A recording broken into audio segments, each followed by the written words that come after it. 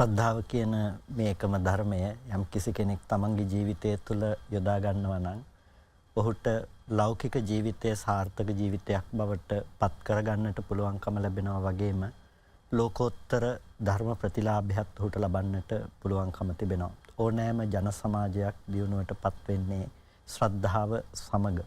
ඒක ඕනෑම ජන සමාජයකට පොදු කාරණාවක්. ඒ නිසා ශ්‍රද්ධාව කරුණු කාරණා දැනගෙන සුදුසු නුසුදුසු දේවල් කුසලයේ සහ අකුසලයේ පිළිබඳව විමසීම තුළ ඒ මාර්ගය තුළ ඔබේ ශ්‍රද්ධා ගමන ආරම්භ කරමින් බුදුරජාණන් වහන්සේ ආදී ඒ තෙරුවන් පිළිබඳව ශ්‍රද්ධාව තුළ ඒ දියුණුවට පමුණවාගෙන නිවැරදිව ශ්‍රද්ධා ඉන්ද්‍රිය ශ්‍රද්ධාව බල ධර්මයක් ලෙස දියුණු කරමින් සේක බල ධර්මයක් විදිහට ශ්‍රද්ධාදී ධර්මයන්ගේ දියුණුව උපදවා ගනිමින් නිර්වාණය අවබෝධ කරගන්න තැන දක්වාම ගමන් කරන්නට මේ ශ්‍රද්ධාවෙහි භාවිතය හඳුනා ගන්නට කියලා යෝජනා කරනවා.